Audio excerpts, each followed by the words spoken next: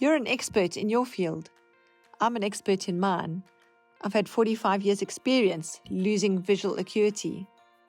I'm Jenny Webster from CUR Able, using my visual impairment to help content creators make their material more visually inclusive.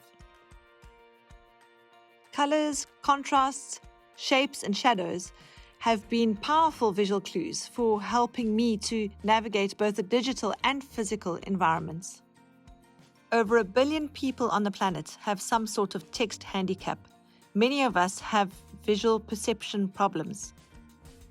All of us are visually impaired at times, whether it's looking into the bright sunlight at dawn or dusk, trying to see your mobile phone on a bright sunny day, or perhaps just tired eyes or dry eyes from wearing a mask. The difference between good slides and inaccessible slides is the potential to lose 10% of your audience. While these slides are slightly exaggerated, I trust that you'll be able to extract the principle and apply them to your project. The first principle is contrast. The contrast between the text and the colors on the image in the background. There's 2 ways to deal with this. You can either put a block of color or a kind of veil behind the text, or you can darken the image to make the font pop out. If the words are worth writing, they are worth seeing comfortably. Visual impairment or low vision is confusing vision. So when you see a whole lot of text on the same background, it's very difficult to know where to begin. So by putting a bold background behind the title and the body text, it helps one to focus. This is also useful for people with dyslexia. When considering glare, it's important not to use very whites or bright neon colors that cause a light reflection value that is uncomfortable for the eyes. What you can do is reduce the white point to take off some of the glare or soften the hue.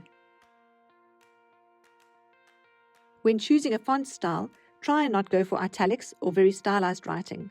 It can be disorientating and even difficult for third language users. For people with dyslexia, which is also to do with visual perception, it's better to use a font that is weighted at the bottom. This way it doesn't look like the letters are jumping around the page. The shape of words is very important for visual perception. So where there's very tall, narrow writing and it makes a square or a block, that's not very helpful against a background where there's a lot of geometric shapes. Similarly, when letters are very spaced out, one cannot see the shape of the word. That can also be confusing.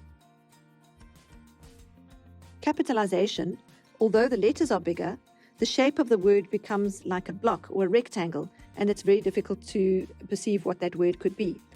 Using lowercase is helpful because some of the letters go below the line and others above the line.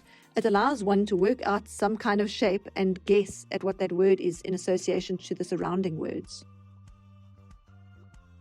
In order to help choose a useful contrast in tone, you can use a color wheel and pick a light color from one area of the color wheel and contrast it against a dark color from another portion of the color wheel. Another concept is to look at an early morning sunrise, where you've got the pale pastel colors in the sky, which are in contrast to a nearby tree or building, which seems very dark. So you can either use the light on dark or dark on light for the text.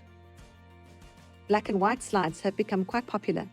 Even just having one accent color against that can be powerful. It looks like a color contrast, but make sure it's also a contrast in tone. As for instance, using an orange on this particular image, if it's a deep orange, it can get lost, especially if you've used some opacity on the filter. Whereas if you use a lighter color, that can then cause the writing to pop out. Here's a slide from an organization I like to work with, and while it is colorful, there's not enough contrast in the tone. Also, the placement of information makes it difficult to know where to begin reading. On the following slide, we've separated the image from the information. The image is one that brings a sense of hope, and then on the side of the information, we've put a border around the most important information so that it's easy to focus your eyes back to that. 10% of men have color blindness and find it difficult to differentiate between red and green. When we put the colorblind filter on, you'll see that the green writing falls away. There's a percentage of people who have monochromacy. They only see black and white and grey. So it's important to once again apply the aspects of tone and contrast. We've spoken about the visual content of slides. Now we're going to talk about within the moment of presenting.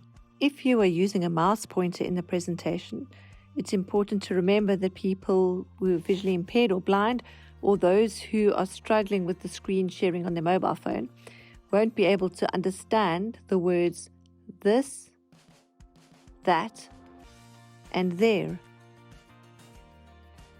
If you are using a video in your presentation and you don't have any audio description, then people who cannot see it will just hear some lovely music and be totally left out of what's happening. What you can do to overcome this is to have a written description of what's happening in the video, and then when it is playing, you can pop it into the chat, and that way the screen reader will be able to pick it up and read the description aloud. If you are going to be sharing your slide presentation digitally after or before the presentation, make sure that the images have alt text in the background. This way, when the screen reader links onto the image, it will read the alt text that has been typed in. Slide 1 of 1. Kenyan women dressed in colorful traditional clothes at a joyful family ceremony. Worn for community, image. If you want to test if your slides are accessible to screen reader or other switches used by people with disabilities, then what you can do is unplug your mouse and see if you can navigate through your slides using only the tab button, shift tab, left and right arrow keys.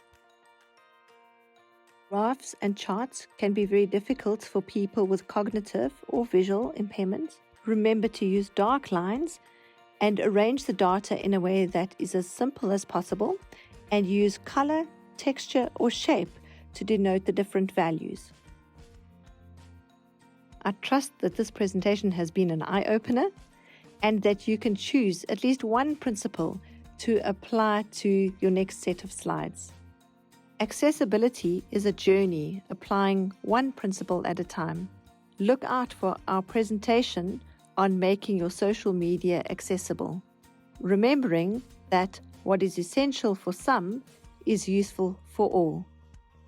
Happy presenting.